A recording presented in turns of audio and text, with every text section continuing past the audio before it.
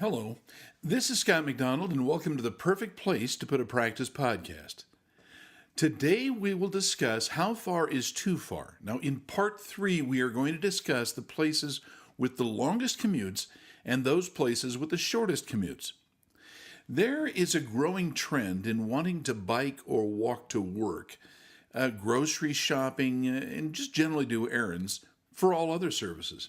Now, perhaps the early fascination with the private car made travel more enjoyable. It was even romantic. But at the present time, people say that they want to stay closer to their neighborhoods, even when they have a car in the garage. The concept of being able to walk to the neighborhood, well, that's just a good idea.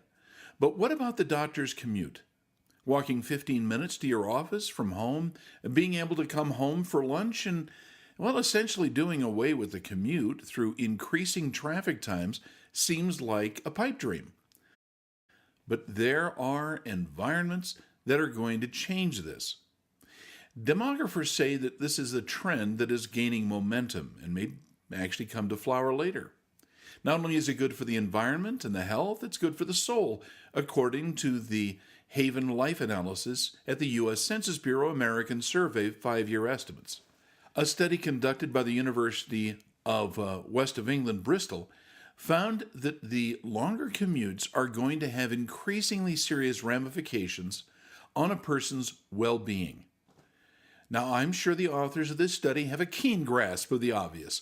According to staffing professional Robert Half, which I have found nearly 1 in 4 American workers have quit a job because of their commute.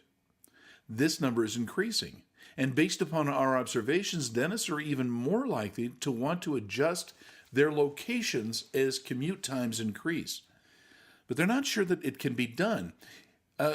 All the good places have been taken, we keep hearing. Now, that is not entirely true, but city planners and urban developers are helping to reinvent what is possible. It goes without saying that not all locations are equally difficult when it comes to commute times. Nevertheless, we find that the 10 cities with the longest commutes are the ones that have, the greatest danger to professional practices. Now let's consider these long commute locations in order, reverse order. Number 10, Naperville, Illinois. This is a suburb of Chicago. Naperville offers a great deal in terms of the quality of life for its residents, but with the population commuting 2+ hours round trip per day, this places a remarkable burden upon people in their lifestyles. This is a trend that encourages people to think or rethink where they're living, and of course, the recent Arctic blast didn't help. 9, Yonkers, New York. Data show that 20% of the population travels 2+ hours per day, per week. So about 63.3% travel by private car in Yonkers. Public transportation actually takes about 27.5%. But Yonkers is also suffering from an increase in public transportation hours, making it less and less viable for a long commute option. There was a time that the ideal was to live in Yonkers and commute to New York City. It seems that that dream is dead. 8, Moreno Valley, California. Now, Moreno Valley is in the Inland Empire on the eastern edge of the greater Los Angeles metropolitan area. The attraction to this area has been, affordable housing for the middle class. There has been quite a controversy on finding affordable housing in greater Los Angeles, and those places that could offer it are becoming scarce. That is one of the trends that I want you to be aware of. Those locations that are on the outskirts of major metropolitan areas are the ones that have the longest and increasingly long commutes. Even worse, this commute is getting, rougher. Dental practices are having to consider greatly extending their hours of operation to accommodate for this trend. 7, Chicagoland.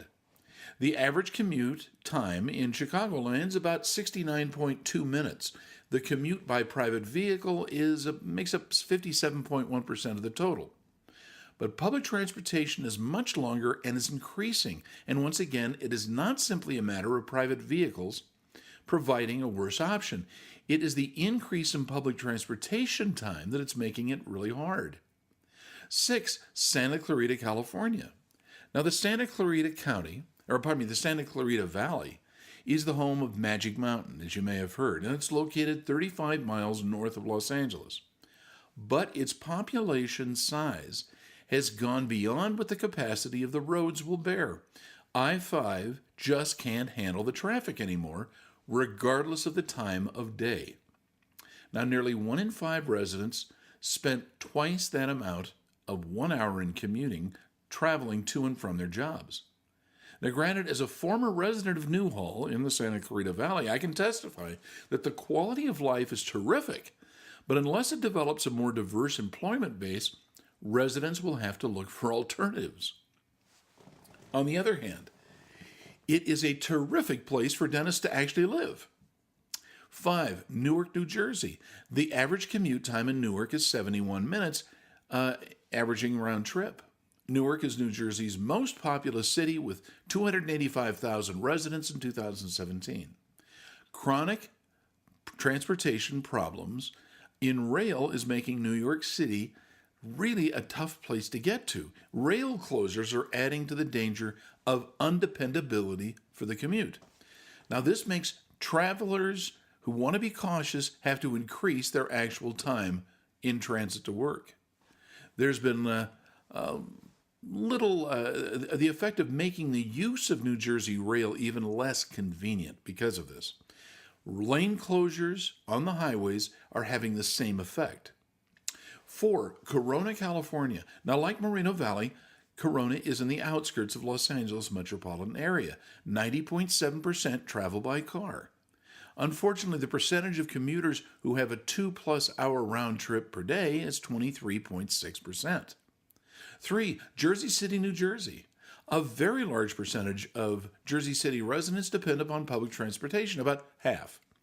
One should assume that was a large public transportation sector, but things may be, fairly inconsistent. You see, unfortunately, the rail system in New Jersey has suffered some major transportation catastrophes. The commute time, if anything, is actually increasing exponentially. If it is possible, we strongly advocate for living close to the practice in most of the state of New Jersey. You kind of getting the theme? 2, New York, New York. This city represents the longest average commute of 81.6 minutes, and the population commuting 2 hours plus per day is about 26.1%.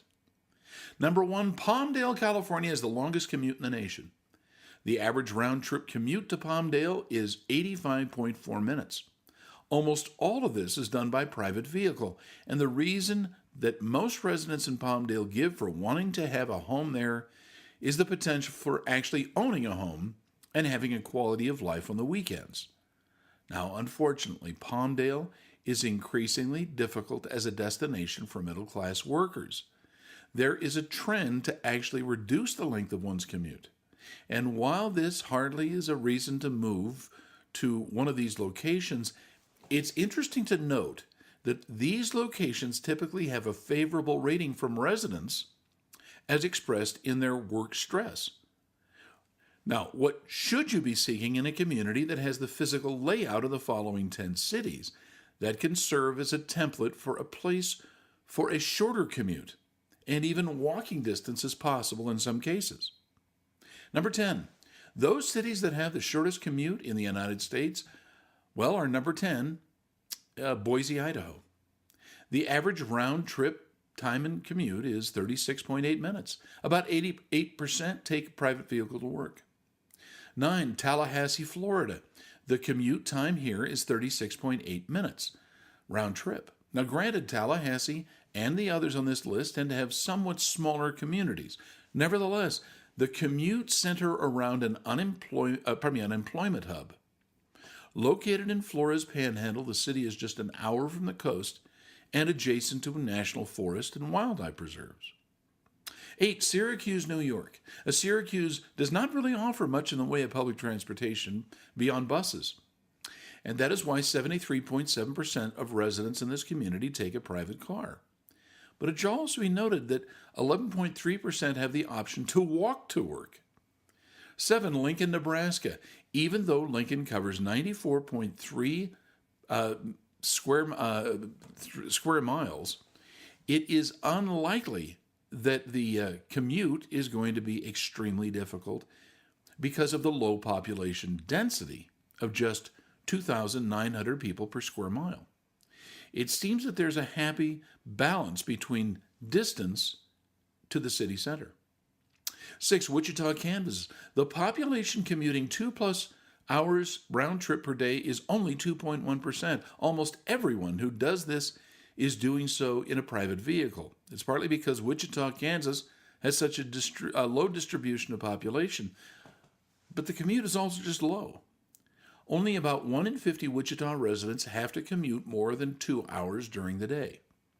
5, Eugene, Oregon. Eugene has a very small geographic footprint of only 43.7 square miles, making biking and walking possible. It certainly does not hurt that the weather seems to support people who don't mind being outside. Number 4 is Amarillo, Texas. This community is located in the Texas Panhandle.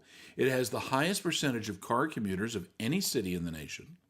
The city's large footprint is that cycling and walking aren't necessarily a great idea.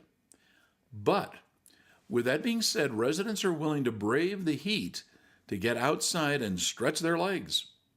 Number 3, Springfield, Missouri. The average round-trip commute is 35.4 minutes. For anyone who has been to Springfield, it's worth noting that the weather can be unpredictable, to say the least, and winters can be cold, summers can be hot, and there is a 17-inch average snowfall annually. Nevertheless, for those who like the four seasons, this is a place that has some serious potential. 2, Sioux Falls, South Dakota. With almost no public transportation options, residents of Sioux Falls use their cars 92.7% of the time.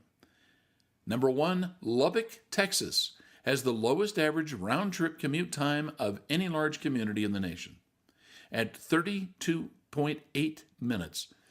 It is basically the size of a community that I kind of like, that you can actually go to and get around. Now, once again, the reason that I included these two lists is to give you the idea of where there are growing and even shrinking commutes and the types of places that this is possible. Keep in mind, being on the outskirts of a large urban area is going to be where the commutes get longest, particularly where you find affordable housing. The opposite is true with those that are slightly less densely populated.